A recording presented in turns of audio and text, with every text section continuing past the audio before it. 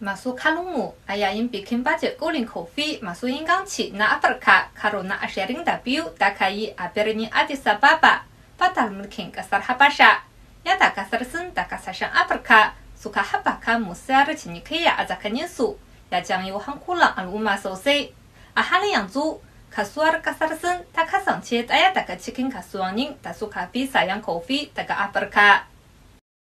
Bikin na yini uku ya samu halartar bangarorin da abin ya shafa, ciki har da manoma da 'yan kasuwa da kuma masu sayayya daga ƙasa da ƙasa, inda suka tattauna ingancin kofi da dawwammamen ci gaban cinikayyar kofi da dai sauransu. Yanzu yawan kofin da ke sayarwa a kasuwannin ƙasar Sin ya karu matuƙa sakamakon bunƙasuwar aladun kofi da canjawar zaman rayuwar al'umma. Kana kofi daga ƙasar Habasha da ma sauran ƙasashen da ke gabashin Afirka sun samu karbuwa daga wajen jama'ar Sin.